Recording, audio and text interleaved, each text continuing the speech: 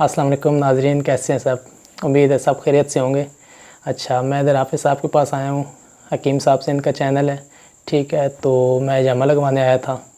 मैं पहले भी 2-3 दफ़ा तकरीबन लगवा चुका हूँ, तो मुझे बहुत फ़र्क पड़ा है। मैंने तकरीबन तीसरी दफ़ा आज जामा लगवाया है। इसमें बहुत फ़र्क पड़ता है, ठीक है।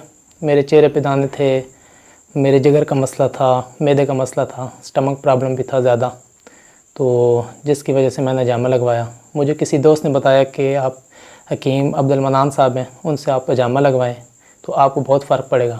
तो अल्लाह के करम से मुझे बहुत फ़र्क पड़ा। अभी माशाल्लाह मैं काफ़ी से पहले से मतलब जो है बेहतर फ़ील करता हूँ। ज़्यादातर लोग समझते हैं कि हजामा सेंटरों पे ये जो सामान यूज़ करते हैं, ये दोबारा वही जो बंदा दोबारा जामा लगवाने आता है वही यूज़ करते हैं, लेकिन ऐसी कोई बात नहीं है। ये सामान मेरे हाथ में है, ठीक है।